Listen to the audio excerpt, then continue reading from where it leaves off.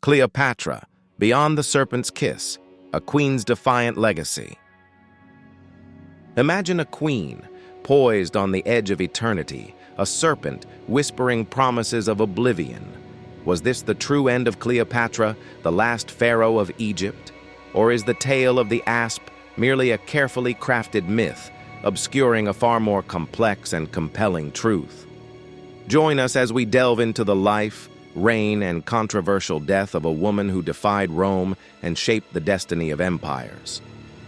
Born in 69 BCE, Cleopatra VII Philopator entered a world steeped in intrigue and ambition. The Ptolemaic dynasty, descendants of Alexander the Great's general Ptolemy the Soter, had ruled Egypt for centuries, yet their grip on power was always tenuous. The Palace of Alexandria was a stage for constant power struggles, where alliances shifted like the desert sands and betrayal lurked in every shadow. Cleopatra's childhood was far from the romanticized visions we often see. Her father, Ptolemy Auletes, was a weak ruler, constantly battling rebellions and financial woes. He was even forced into exile twice, a testament to the instability of his reign. These early experiences forged in Cleopatra a keen understanding of political survival and the ruthless nature of power. While her siblings indulged in the luxuries of court, Cleopatra immersed herself in knowledge. She mastered languages, including Egyptian, a feat unprecedented for a Ptolemaic ruler. She studied mathematics, philosophy, astronomy, and the art of diplomacy. This intellectual curiosity and linguistic prowess would become her greatest weapons, allowing her to connect with her people and outmaneuver her rivals.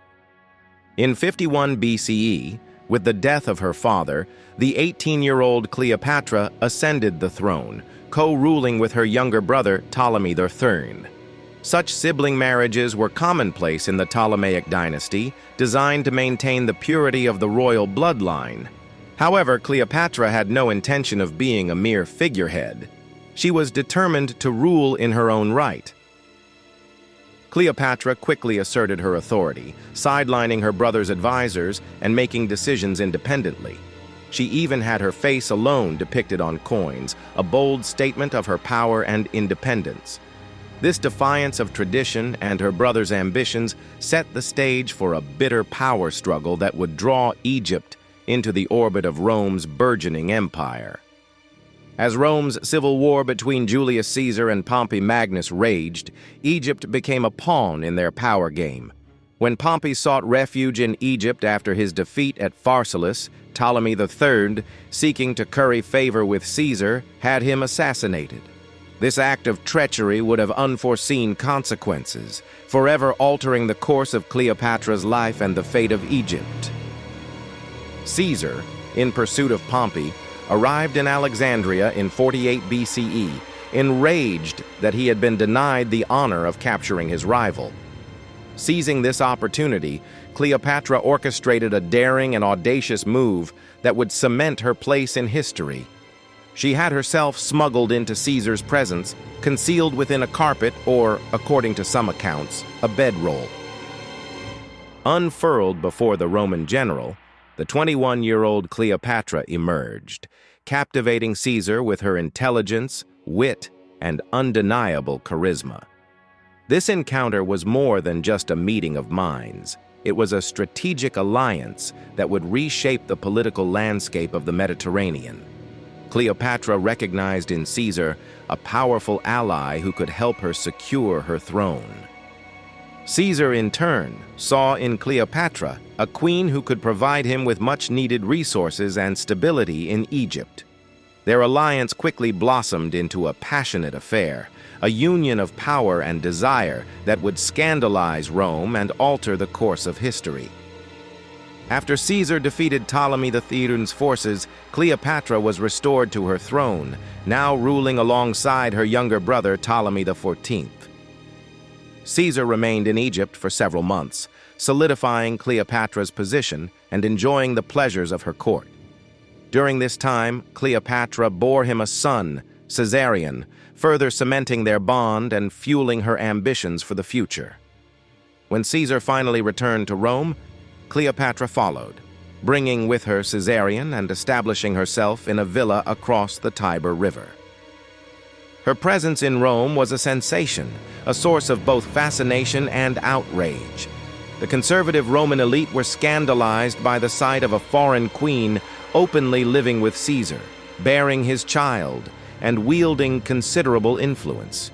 The placement of a golden statue of Cleopatra in the temple of Venus Genetrix, Caesar's ancestral goddess, was seen as a blatant display of her power and a challenge to Roman traditions. Caesar's assassination in 44 BCE plunged Rome into chaos and threatened Cleopatra's position. However, she acted swiftly and decisively, returning to Egypt and allegedly poisoning her co-ruler brother, Ptolemy XIV. She then elevated her son Caesarion as co-regent, securing her dynasty and solidifying her control over Egypt. As Rome descended into another civil war between Caesar's assassins and his avengers, Mark Antony and Octavian, Cleopatra skillfully navigated the treacherous waters of Roman politics. She maintained a neutral stance, carefully weighing her options and waiting for the opportune moment to align herself with the winning side. In 41 BCE, Mark Antony summoned Cleopatra to Tarsus to answer accusations of insufficient support for his campaign.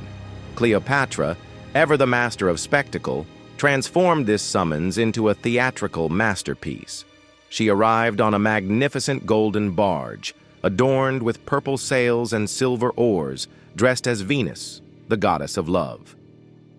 The sheer opulence and grandeur of her arrival captivated Antony, a man known for his love of luxury and his appreciation for beauty.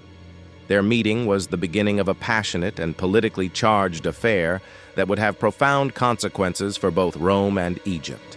Antony, like Caesar before him, was enthralled by Cleopatra's intelligence, charisma, and ambition. Their relationship was more than just a romantic entanglement. It was a strategic alliance that aimed to reshape the political map of the Eastern Mediterranean. In 34 BCE, during the famous Donations of Alexandria, Antony declared Caesarion the legitimate son of Julius Caesar and bestowed upon him the title King of Kings. Antony also divided vast territories among Cleopatra's children, effectively creating a unified Eastern Mediterranean empire under Ptolemaic rule with Rome's backing. This bold move was a direct challenge to Octavian's authority in Rome and a clear indication of Antony and Cleopatra's ambition to create a new world order. This act was seen as a direct threat to Rome's dominance and fueled the growing animosity between Antony and Octavian. The Donations of Alexandria became a key piece of propaganda in Octavian's campaign to discredit Antony and Cleopatra in the eyes of the Roman people.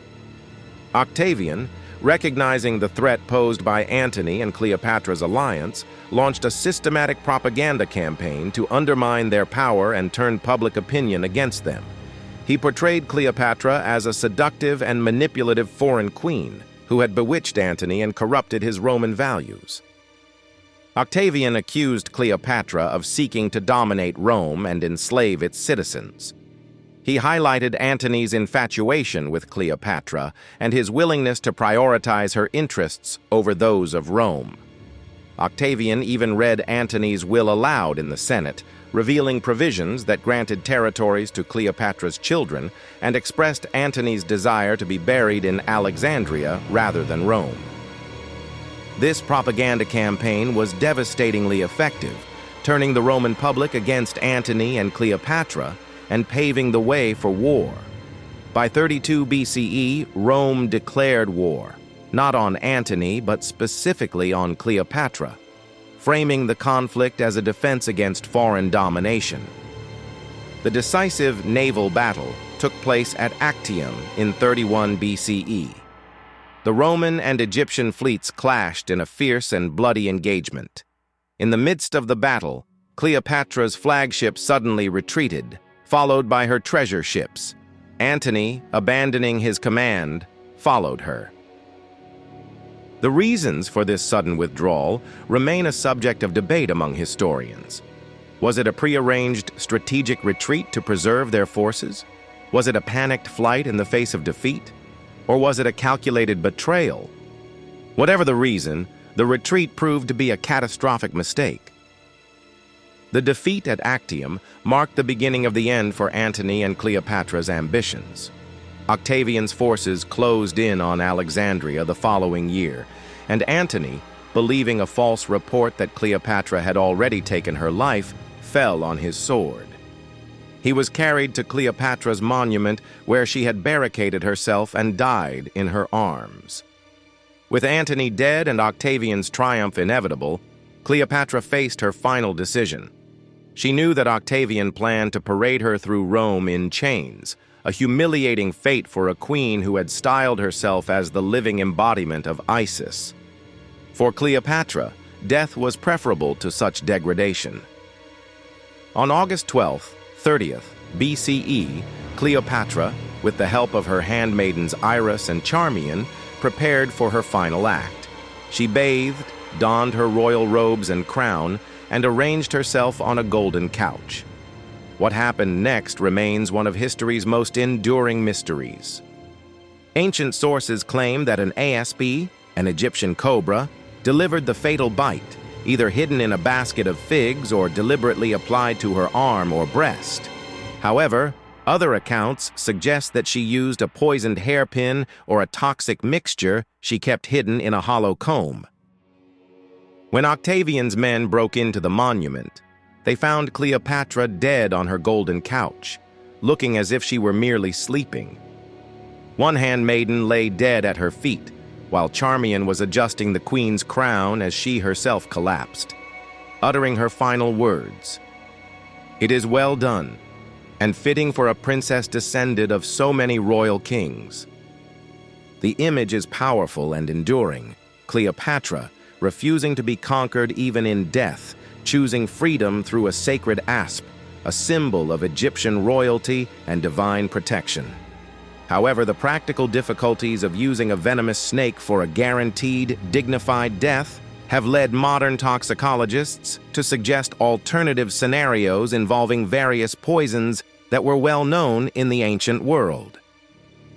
Regardless of the exact method, Cleopatra's death marked the end of Ptolemaic Egypt.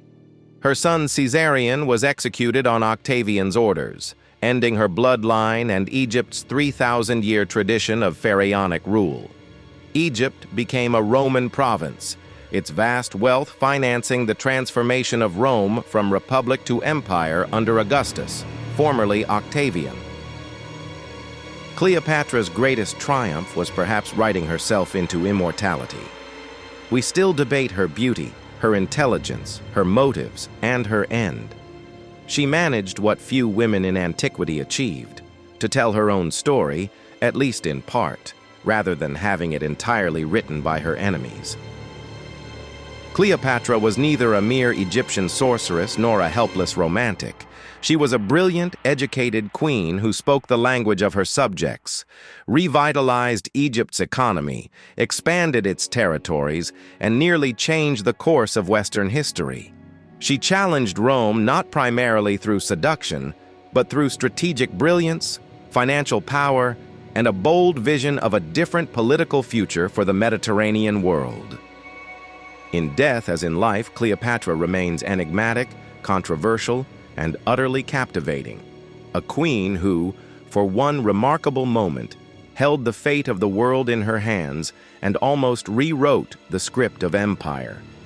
Her story continues to inspire and intrigue us, reminding us of the power of ambition, the allure of the exotic, and the enduring legacy of a queen who dared to defy Rome. Unravel the mysteries of Cleopatra's reign. Dive deeper into the world of ancient Egypt and Rome. Like this video, subscribe to our channel for more historical explorations, and share your thoughts on Cleopatra's legacy in the comments below.